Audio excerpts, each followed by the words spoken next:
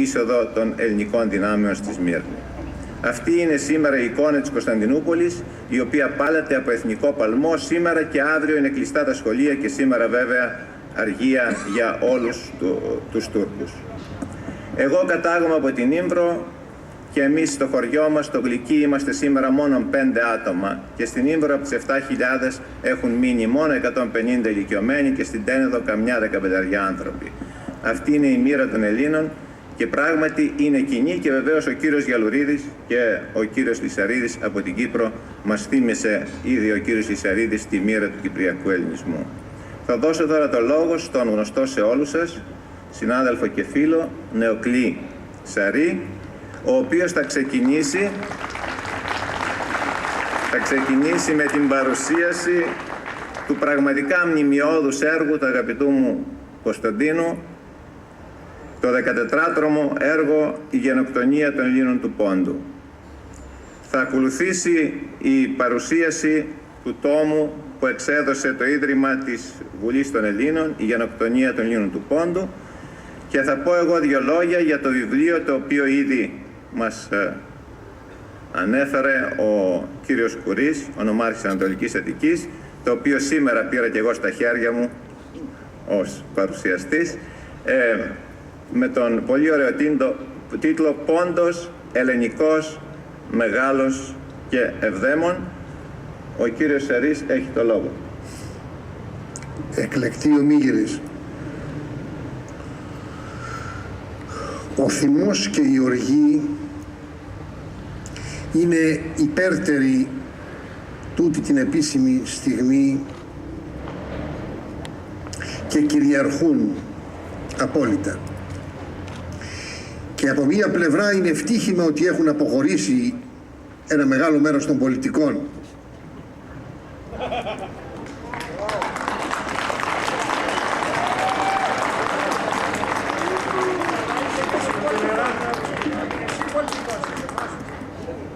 Λέω ένα μεγάλο μέρος των πολιτικών, δεν είπα όλους, έτσι. Λοιπόν, η μνήμη λειτουργεί με την ανέρεση του ψεύδους. Αλλά η μνήμη λειτουργεί με την ύπαρξη γνώσης. Και η γνώση λειτουργεί με την ύπαρξη κρίσης. Η ακρισία και η έλλειψη γνώσης, ιδιαίτερα στην κατηγορία εκείνη της ημιμάθειας, διαποτισμένης με την εμπάθεια, οδηγεί σε ακρισία. Ο λόγος για την γενοκτονία του ποντιακού ελληνισμού. Το μνημειώδες έργο του εκλεκτού συναδέλφου Κωνσταντίνου Φωτιάδη, οι 14 τόμοι, έργο ζωής, λειτουργούν για όλους αυτούς που εκούσια παραβλέπουν τη γνώση, δεν θέλουν να γνωρίζουν και θέλουν να παραμείνουν στις μίζερες θέσεις τις οποίες υποστηρίζουν. Θα σας δώσω ένα παράδειγμα, ένα απτό παράδειγμα, τον κύριο Καρκαλιάνη. Ο κύριος Καρκαλιάνης, διαπρεπής δημοσιογράφος, ανεσχύντος στα άρθρα του, επικαλείται την έλλειψη γενοκτονίας των Ποντίων, διότι η γενοκτονία, λέει, είναι ένα αδίκημα το οποίο εφεύραν οι Εβραίοι, ο Λέμκιν, ο Ράφαελ Λέμκιν, συγκεκριμένα εβραϊκής καταγωγής, Πολωνός, μετά το τέλος του Δευτέρου Παγκοσμίου Πολέμου, για να καλύψει τις αγριότητες του ναζισμού κατέναντι του εβραϊκού λαού. Και βέβαια εδώ ο κύριος Καρκαλιάνης και όλοι οι όμοιοι του, δεν είναι ο μόνος βέβαια, δεν είναι ο μόνος, και προσέξτε κάτι, θα ανοίξω μια παρένθεση τώρα και να το πω εκ βαθέων και δεν φοβάμαι κανέναν. Και όπως λέτε, είμαι πολιτικός, αλλά είμαι πολιτικός στο μηδέν. Δεν με ενδιαφέρει να χάσω καμία υποστήριξη από κανένα. Το ότι έχω με τη συνείδησή μου καλή σχέση, αυτό μου φτάνει. Κοιτάξτε κάτι. Το 1,5 εκατομμύριο οι πρόσφυγες που ήρθαν στην Ελλάδα δεν είναι απολύτως αληθές ότι έγιναν δεκτοί με ανοιχτές αγκαλιές. Ιδιαίτερα για τους ποντίους που δεν μπορούσαν να περάσουν απαρατήρητοι για πολλούς λόγους. Πρώτα απ' όλα ήταν αγροτικός πληθυσμός στην πλειοψηφία του, ενώ οι Κωνσταντινουπολίτες και οι Σμυρνοί ήταν αστεί. Συνεπώς λειτουργήσε και ένας άλλος μηχανισμός αφομοίωσης διαμέσου της ομάδας αναφοράς. Ομάδα αναφοράς είχαν το Αθηναϊκό κράτος, κυρίως η αστική τάξη, και ολοκληρώθηκε προς τα εκεί. Οι Πόντιοι όμως, και λόγω του γλωσσικού ιδιώματος και λόγω του ότι ήταν αγροτικός πληθυσμός, παρέμειναν πιο κλειστοί και πιο ολοκληρωμένοι. Προπυλακίστηκαν, ονειδίστηκαν για γενιές. Πραγματικά είναι συγκινητική η έκκληση διαφόρων διανοουμένων και δημοσιογράφων και πολιτικών, όταν πριν κάποια χρόνια ένας Αλβανός μαθητής, ο οποίος αρίστευσε, δεν είχε το δικαίωμα να σηκώσει την ελληνική σημαία ως σημεοφόρος. Και δημιουργήθηκε πρόβλημα βεβαίως.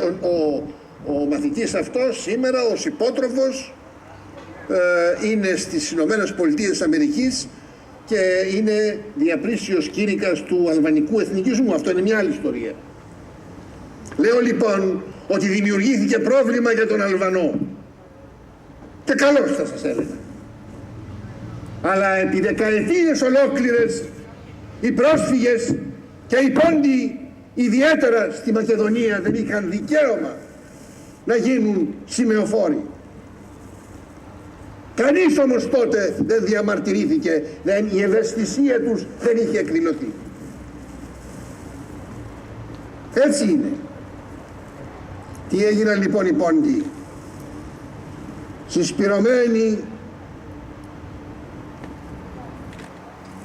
οργανωμένοι και εργαζόμενοι, κατόρθωσαν όχι μόνο να ενσωματωθούν στην ελληνική κοινωνία, αλλά να πετύχουν μια οικονομική επιφάνεια και μια καταξίωση μέσα στην κοινωνία. Και επειδή έτσι έγιναν υπολογίσιμη δύναμη, απίτησαν την αναγνώριση της γενοκτονίας των Ποντίων. Είναι το πιο σύντομο ανέκδοτο. Οι Πόντιοι υπέστησαν γενοκτονία και το πήραν είδηση ύστερα από 70 χρόνια. Όχι ότι το πήραν είδηση ύστερα από 70 χρόνια, αλλά διότι οι συνθήκες δεν τους επέτρεπαν να το αναγνωρίσουν. Αυτή είναι η αλήθεια. Και έρχομαι λοιπόν στο προκείμενο θέμα, στον κύριο Καρκαγιάννη. Μα ο Ράφαηλ Λέμκιν, και από τις πρώτες σελίδες του πρώτου τόμου, του 14ου μου αυτού έργου, αναλύεται μέσα σε ένα δικό μου σημείωμα. Ο Ράφαηλ Λέμκιν δεν έκανε τίποτε άλλο παρά να προβεί στην περιγραφή της αντικειμενικής υποστάσεως ενός εγκλήματος κατά της ανθρωπότητας. Δεν χρειαζόμαστε εμείς έναν ποινικό νόμο για να μας πει τι είναι κλοπή. Η κλοπή είναι κλοπή. Τον χαρακτηρισμό τον δίνει ο νόμος. Αυτό το μαθαίνει και ένας πρωτοετής φοιτητής της νομικής. Γιατί λοιπόν ο κύριος Καρκαγιάννης και όλοι οι Καρκαγιάννες, γνωρίζοντας το, διαστρέφουν την πραγματικότητα? Και μην βλέπετε ότι είμαστε εμείς εδώ. Είμαστε εδώ γιατί είμαστε άτομα που κάνουμε μια αντίσταση, πραγματική αντίσταση, στο όνομα του λαού μας. Και ο λαός μας, σας πληροφορώ, από την πολιτική έχει απογοητευτεί. τα ίδια αποτελέσματα τα εκλογικά, υπεραπλήσια θα βγουν και αυτές τις εκλογές και τις επόμενες εκλογές. Πού αντιδρά ο λαός μας? Αντιδρά ο λαός μας σε θέματα πολιτιστικά και σε θέματα ιστορίας. Γι' αυτό και υπάρχει μια προσπάθεια ύπουλη υπονόμευσης της ιστορικής αλήθειας, αυτής που έχει σχέση με τον ελληνισμό. Κλείνοντας λοιπόν, θα ήθελα να δώσω τηλεγραφικά το ιστορικό πλαίσιο μέσα στο οποίο κινείται το τεράστιο υλικό που έχει συγκεντρώσει ο Κώστας ο Φωτιάδης. Δεν είναι τυχαίο ότι 4 μέρες μετά την αποβίβαση ελληνικών στρατευμάτων στη Σμύρνη, ο Μουσταφά Κεμάλ αποβιβάζεται στη Σαμσούντα. Γιατί αποβιβάστηκε ο ελληνικός στρατός στη Σμύρνη? Επειδή πολλά λέγονται αυτές τις μέρες, επιτρέψτε μου να το ξεστομίσω. Και αυτό είναι η άγνοια ιστορική, σκόπιμα. Βεβαίως αυτά έγιναν και από τον κύριο Καρκαγιάννη και από το συγκρότημα το δημοσιογραφικό, για να μην μπορέσει ο Ελευθέριος Βενιζέλος να ξεπεράσει άλλον πολιτικό.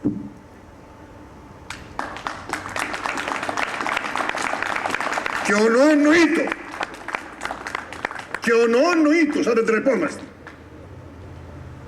Λέω λοιπόν ότι και σε αυτό που σας λέω είναι συγκινητικό, ενώ δεν είχαμε ποτέ συζητήσει το θέμα με τον Κωνσταντίνο Δεσποτόπουλο, του οποίου υπήρξα συνεργάτης στο Πανεπιστήμιο για χρόνια.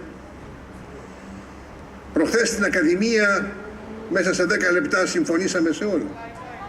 Το 1915 είναι η κρίσιμη χρονιά στον Πρώτο Παγκόσμιο Πόλεμο. Οι Άγγλοι προγραμματίζουν μία απόβαση των δυνάμεων των δικών τους και της Αυστραλίας και της Νεοζηλανδίας με τους Άντζακ στα Δαρδανέλια. Και ζητούν τότε την βοήθεια από την Ελλάδα να στείλει 2 μεραρχίες από πίσω, από τη Θράκη, προκειμένου να χτυπήσει την άμυνα την οποία έχει των στενών ο Μουσταφά Κεμάλ. Εδώ λοιπόν ανοίγω την παρένθεση για να τονίσω ότι στους Νεοτούρκους ο Κεμάλ είχε διαφωνήσει με την κάθοδο με τους Γερμανούς. Εξ αρχής οι Νεότουρκοι ήταν οπαδοί της αγγλοτουρκικής φιλίας. Και ο Κεμάλ, ο λόγος και άλλοι πολλοί λόγοι υπήρχαν που είχε τεθεί σε αντίθεση, είχε βρεθεί σε αντίθεση με τον Ταλάτ, ήταν γιατί πήγε με τους Γερμανούς ο Ταλάτ, ενώ ο Κεμάλ ήταν μέχρι τέλους αγγλόφιλος. Εκεί λοιπόν η ελληνική κυβέρνηση όχι μόνο αρνήθηκε, αλλά θα μου επιτρέψετε να σας εκμυστηρευτώ ότι δεν μπορούσα να καταλάβω τη στάση του Ρεϊμού Πουανκαρέ. Και κάποτε πριν πολλά χρόνια ρώτησα τον Σαστενέ, τον ακαδημαϊκό Γάλλο, τον αείμνηστο, ο οποίος ήταν και βιογράφος του Πουανκαρέ. Γιατί ο Πουανκαρέ είχε αυτό το μένος κατά της Ελλάδος? Γιατί ήταν εκείνος ο υπέτειος ότι η Ανατολική Θράκη παραδόθηκε στην Τουρκία και η Κωνσταντινούπολη παραδόθηκε στην Τουρκία? Τη λύση τη βρήκα στον 8ο τόμο των απομνημονευμάτων του. Όταν ζήτησαν από την ελληνική κυβέρνηση να κάνει αυτή τη βοήθεια, η τότε κυβέρνηση, ο τότε βασιλιάς, είπε το εξής: εγώ δεν μπορώ να κάνω τίποτα. Αν μάλιστα ιτηθείτε και ζητήσετε διαφυγή από τη Θράκη, θα αφήσω τα σύνορά μου ανοιχτά να σας καταδιώκουν οι τουρκικές δυνάμεις. Γιατί λέμε το 1915 και οι πηγές είναι και τουρκικές πηγές?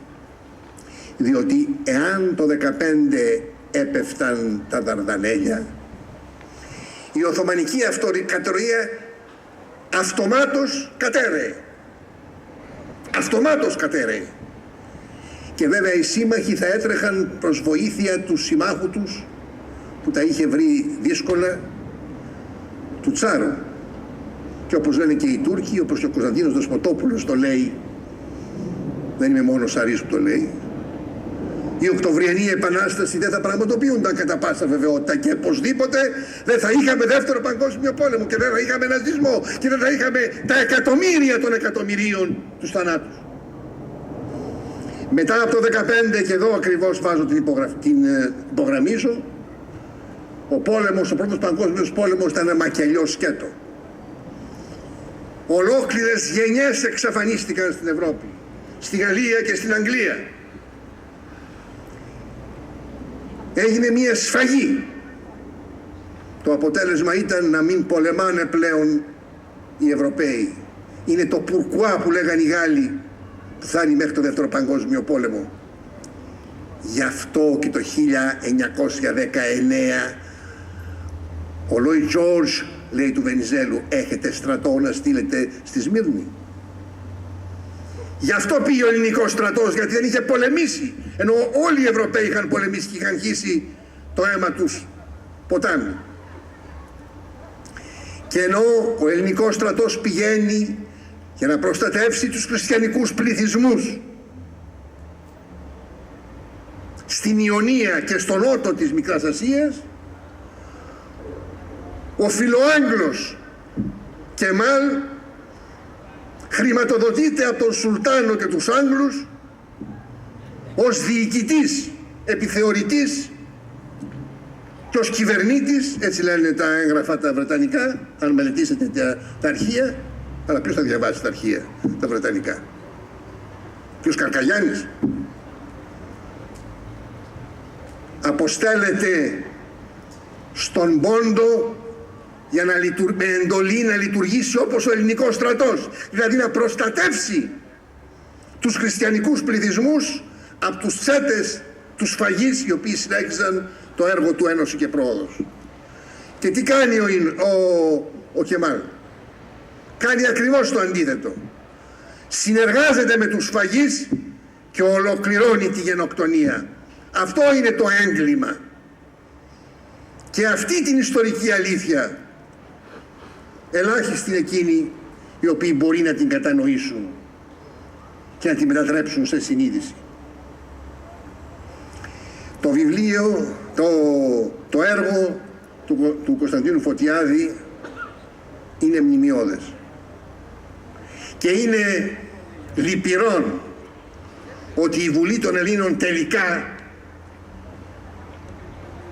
δεν προέβη σε έκδοση στην αγγλική γλώσσα αυτού του βιβλίου, σε αντιπαραβολή προς τα ογκώδεις τόμους με αρχαιακό επίσης υλικό που εκδίδει επισήμως το τουρκικό κράτος και το κοινοβούλιο για να αποδείξει ότι δεν έγιναν σφαγές των Αρμενίων και οι Αρμένοι ήταν εκείνοι που έσφασαν τους Τούρκους. Ογκώδη βιβλία. Βλέπεις λοιπόν διαφορετική συμπεριφορά από τη μία ή από την άλλη πλευρά, ή τα ογκώδη βιβλία για να δείξουν τις σφαγές τις οποίες υπέστη ο λαός, ο τουρκικός, από τις δυνάμεις κατοχής.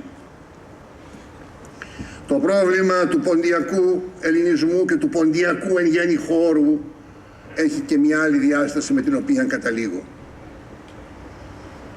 Η εθνοτική, προσέξτε, η εθνοτική ταυτότητα των ποντίων, είτε είναι Έλληνες, είτε είναι Ρωμιοί δηλαδή, είτε είναι Μουσουλμάνοι, είναι πολύ πιο ισχυρή αυτή η ταυτότητα πολλές φορές από την εθνική ταυτότητα. Και βέβαια ο Ιων Δραγούμης, για να κλείσω με αυτό, όταν με τον πρίγκιπα Σαμπαχατίν, το κοινό δεν γνωρίζει ποιος είναι ο πρίγκιπα Σαμπαχατίν, με τον πρίγκιπα Σαμπαχατίν ετοίμαζε την οργάνωση αφενός μέσα στην Κωνσταντινούπολη, την οργάνωση, πολιτική οργάνωση Κωνσταντινούπολεως με τους τέκτονες της Κωνσταντινούπολης.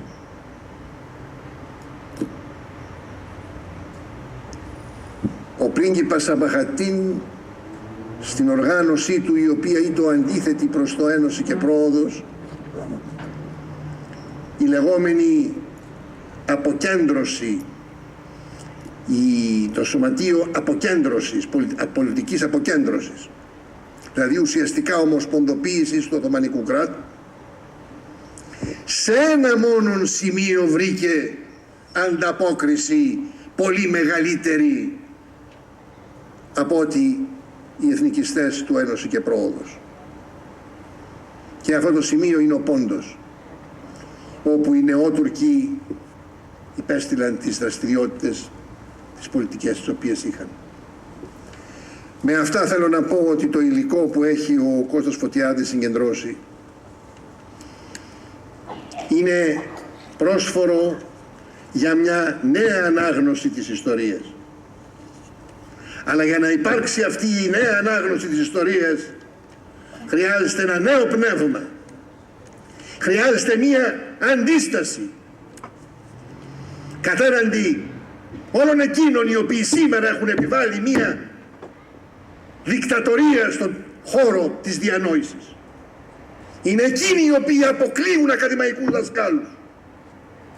Όχι μόνο από εφημερίδες και από τον τύπο και από τις τηλεοράσεις. Όχι μόνο από τα χρηματοδοτούμενα προγράμματα της Ευρωπαϊκής Ένωσης ή οποιαδήποτε άλλα.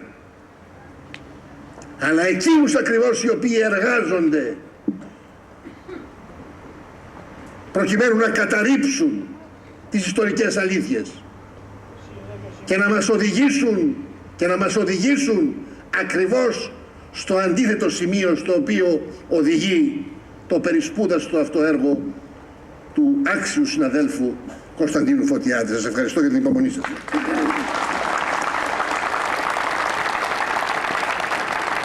Ευχαριστούμε πολύ τον κύριο Σερή, ομότιμο καθηγητή κοινωνιολογίας στο Πάντιο Πανεπιστήμιο, για όσα μας είπε, και ορθά μας υπενθύμησε ότι αλλού, στην άλλη πλευρά του Αιγαίου, η ιστορία γράφεται διαφορετικά. Έφερε στον κύριο Φωτιάδη δώρο από την Κωνσταντινούπολη αυτό το τεύχος του περιοδικού Ταρίχ, το οποίο διαφήμιζε η τουρκική τηλεόραση, το οποίο έχει στο εξώφυλλο έναν πίνακα αποτυπωμένο κάποιου Ιταλού ζωγράφου, Βιτόριο Πισάνι, που δείχνει την είσοδο των ελληνικών στρατευμάτων στη Σμύρνη, στην πλατεία του Ρολογιού, μπροστά στο Κυβερνείο. Οι Έλληνες στρατιώτες σκοτώνουν βέβαια, επιτίθενται, βασανίζουν ανηλαιώς τον τουρκικό πληθυσμό. Η Λεζάντα είναι χαρακτηριστική, είναι βέβαια επαιτειακή έκδοση. Ξέρετε ότι σήμερα οι Τούρκοι γιορτάζουν αυτό το γεγονός κάτω από τον τίτλο «Ατάτουρκü Anma Gençlik ve Spor Bayramı». Αυτό πάει να πει ημέρα μνήμης του Κεμάλ, θυμόμαστε τον Κεμάλ, και γιορτάζει η νεολαία και ο αθλητισμός. Και εμείς με τον κύριο Σερή βέβαια, όταν ήμασταν στα μειονοτικά μας σχολεία, αυτή την ημέρα κάναμε γυμναστικές επιδείξεις, και το πιο εντυπωσιακό είναι ότι εμείς στην Ήμβρο γιορτάζουμε αυτή την ημέρα με ελληνικό χρώμα και χορεύαμε στο γυμνάσιο της Ήμβρου ελληνικούς χορούς για να γιορτάσουμε αυτή την ημέρα, της οποίας το νόημα δεν ξέρω αν πολύ καταλαβαίνουμε σε ηλικία 12 και 13 χρονών. Λοιπόν, η Λεζάντα έχει ως εξής: δεν έφυγαν όπως ήλθαν. Ειρωνικό λίγο, ήρθαμε αγέροχοι και γεμάτοι, ας πούμε, με τη μεγάλη ιδέα, και φύγαμε τσακισμένοι και συνοστισμένοι ακριβώς στην Σμύρνη. Η ελληνική κατοχή, η οποία σάρωσε, συγκλώνησε την Μικρά Ασία 3 χρόνια, 3 μήνες και 24 μέρες, δηλαδή από τις 15 Μαΐου 1919 μέχρι τις 9 Σεπτεμβρίου 1922. Και η Λεζάντα συνεχίζει: η ελληνική κατοχή άφησε πίσω εκατοντάδες χιλιάδες θύματα, δεν λέει τι θύματα είναι, εννοεί Τούρκους, εκατομμύρια άστεγους και απάτριδες πρόσφυγες και βαθύ πόνο. Άρχισε στη Σμύρνη και τελείωσε στη Σμύρνη. Έχει μεταξύ άλλων και ένα κείμενο το οποίο παρουσιάζει την τουρκική εκδοχή αυτών των γεγονότων, κάποιου καθηγητή στο Αίγαιο University, στο Πανεπιστήμιο του Αιγαίου, ο καθηγητής ονομάζεται Εγκίν Μπερμπέρ. Αυτό λοιπόν το τεύχος στον κύριο Φωτιάδη για τη συλλογή του, Και τώρα θα δώσω το λόγο στον αγαπητό συνάδελφο, πάλι από το Πάντιο Πανεπιστήμιο. Με συγχωρείτε, ο Εγγίν Μπερμπέρ έκανε έρευνες στην Ελλάδα. Χρηματοδοτήθηκε από την Ελλάδα και έγραψε το βιβλίο για τη Σμύρνη. Ευχαριστώ πολύ. Ο κύριος Θεής τους ξέρει όλους καλύτερα από μένα βέβαια. Ο κύριος Χριστόδουλος Γιαλουρίδης είναι καθηγητής και εκείνος στο Πάντιο Πανεπιστήμιο, καθηγητής διεθνούς πολιτικής και θα μας παρουσιάσει το... Δεν θα παρουσιάσετε αυτό το βιβλίο? Και αυτό. Καλά. Θα μας μιλήσει και αυτός για το θέμα της γενοκτονίας. Ευχαριστώ πολύ κύριε Πρόεδρε. Κυρίες και κύριοι, είμαι ιδιαίτερα ευτυχής και συγκινημένος που μου δόθηκε η ευκαιρία απόψε να είμαι μαζί σας, τον αδερφό ελληνικό λαό του Πόντου, που αγωνίζεται, δοκιμάζεται και έχει μνήμη, διατηρεί μνήμη. Η μνήμη δεν είναι δικαίωμα μόνο, είναι υποχρέωση. Είναι υποχρέωση όρος επιβίωσης. Και όπως είπε και ο φίλος μου ο Νεοκλείος Ζαρής, η μνήμη προϋποθέτει γνώση.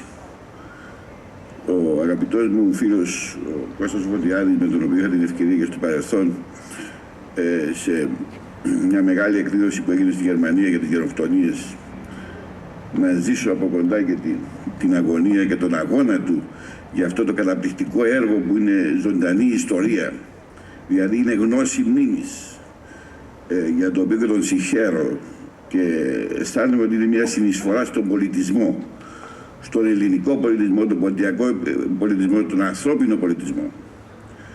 Η υπόθεση λοιπόν της μνήμης, για την οποία ο αγαπημένος μου φίλος αγωνιστής Βάσος Λυσαρίδης μίλησε για τις ρίζες που αρνούνται να πεθάνουν ή για την παθητική, την επιλεκτική μνήμη ή την παθητική αμνησία.